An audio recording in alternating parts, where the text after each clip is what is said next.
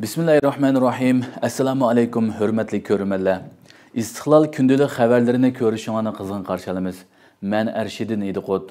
Tövende vatanımız Şarkı Türkistan ve dünya gün tertibiga alakadar mühim haberlerini huzurunla sunumuz. Qanadıqtınlar ekranımızda bolsun. Xitaylar bilan to'y qilishga majburlash jinoyatiga qarshi ün chiqarganlar jazolanmoqda. Xitoyning Sharqiy Turkistondagi irqiy qirg'inchilik siyosatida Uyg'ur ayollarini Xitoylar bilan to'y qilishga majburlashdan iborat inson qilibidan chiqqan jinoyat hozirga qadar davomlashayotgan, kengaytirilayotgan va kuchli tashviq qilinayotgan bo'lib, Tor dunyosida buningga qarshi azroqgina ovoz chiqarganlarmo jazolanganligi oshkorlandi. Lager şahidi Zumrat Davud yaqinda hambaharlagan birsida Xitoy bilan to'y qilgan bir Uyg'ur ayolning Torda o'zi haqida qalaymagan so'z qilmaslik to'g'risidagi ogohlantirishi ko'rsatilgan. Mazkur ayolning so'zlaridan ma'lum bo'lishicha, yaqinda bir Uyg'ur uning do'yinga o'xshash ijtimoiy taratquv suplaridagi sinlariga inkos qaytirib, uning Xitoy bilan to'y qilishi va Torda oshkora tashviq qilishga norozilik bildirgan. Ammo bu sabablik inkos yozgan Uyg'ur uyidan tutib ketilib, 2 hafta qamab qo'yilgan. Qo'yib berilgandan keyinmi mazkur ayolga telefon qilib kechirim so'rashga majburlangan. Sindagi bayonlardan ma'lum bo'lishicha, bu tunji qitimliq ish emas bo'lib, mazkur Uyg'ur ayol ilgari yana bir Uyg'urning o'ziga qarshi inkos yozganligi uchun Xitoy soqchilari tomonidan tutib ketilganligini, 6 oy qamoqda yotganligini, o'zining hech kimni soqchiga ma'lum qilmaydiganligini, ularning Tor soqchilari tomonidan bayqilib tutilganligini, shunga Torda qalaymagan inkos yozmaslik kerakligini oshkorlagan. Her qandaq millatlarga to'y qilayotgan shu qizlar bo'lsin, o'g'illar bo'lsin, ularning ayrimxonasi yoki inkos rayonida hargizmo ularga pasif bo'lgan gap so'zlarni yoki shundaq ifodalarni yo'llamanglar. Bu Torda bu Tor soqchilarininki burundan tekshiradigan qonun bo'yicha bir taraf qiladigan bu Tor soqchilari bor. Balkim nurg'unlar bu ishni o'qimaysizlar. Mazkur sin bir tarafdan Uyg'ur qiz ayollarini Xitoylar bilan to'y qilishga majburlash jinoyatining Xitoy rejimining sistemalik planlashi va kontrolligi ostida davomlashayotganligini ko'rsatib bersa, yana bir tarafdan Xitoyning Tor dunyosidagi qattiq nazorat bostirish jinoyatini oshkorlab bergan.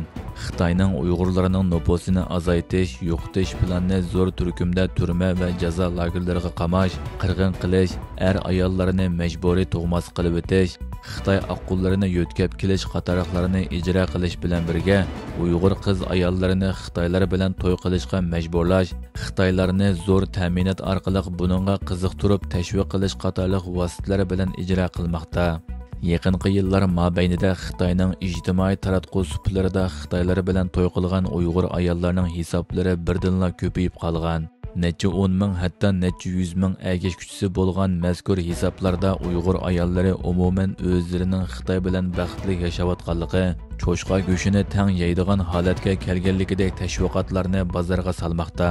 Xitoyning bu tashviqotlarni planliq o'ttirg'a chiqarganligini faraz qilish tas emas bo'lib, bu xo'rliqlarga chidamay vijdon azobi tortgan Uyg'urlar hayotining xavfga uchirishiga qaramay ozg'ina bo'lsa-mu norozilik bildirgan. Ammo kutilganidek Xitoyning bostirishiga uchragan.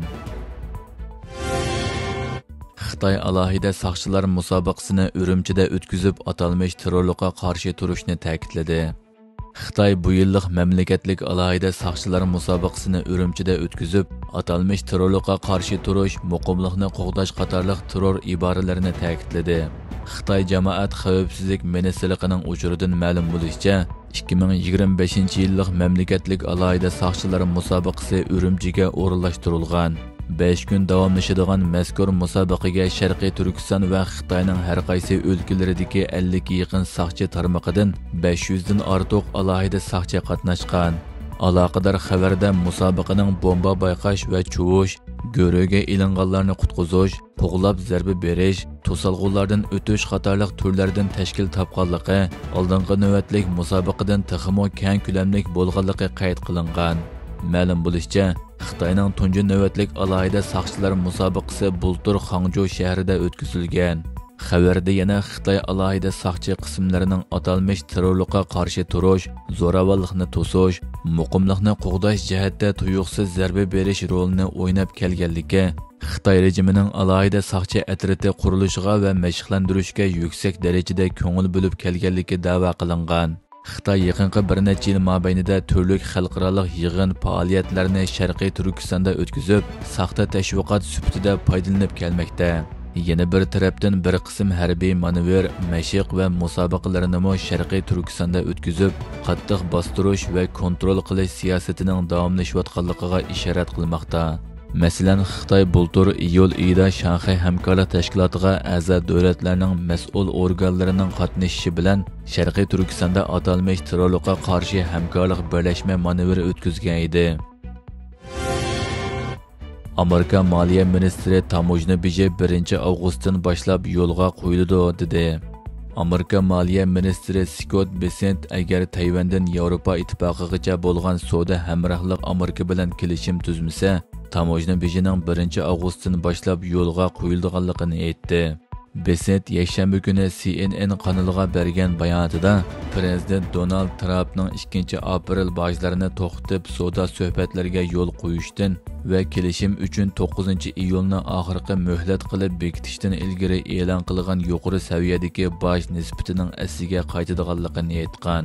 Bu tamojna beji Trumpning aprel oyidagi texmo keng ko'lamli o'qtirishining bir qismi bo'lib, o'qtirishda Trump barliq savdo hamrohlaridan keladigan tovarlarga 10%lik boj yurgizgan hamda bir necha kun ichida tanlangan bir qism guruhlar uchun bu nisbatlarni o'stirishni planlagan edi.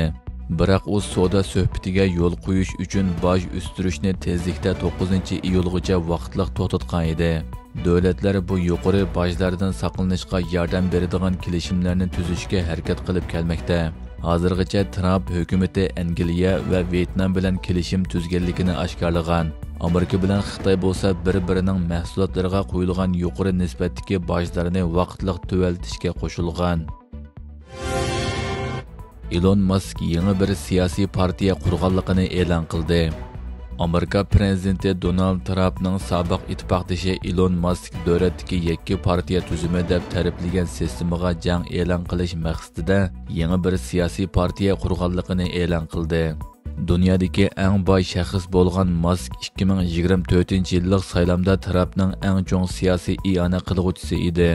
Biroq davlat unumi bo'limiga rahbarlik qilib Jumhuriyatchilar partiyasining chiqimini qisqartirish va federatsiya xizmat kuchini azaytish tirishchanligiga yetakchilik qilgandan keyin Trump bilan bo'lgan munosabati yiriklashgan edi.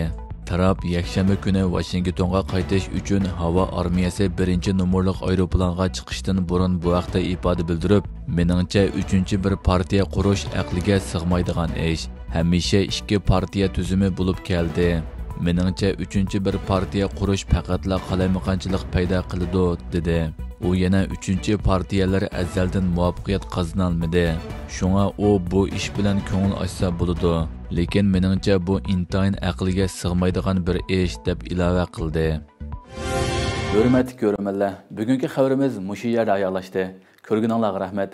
Atigi programmada ko'rishguncha omon bo'lgaysizlar. Allohga omonat.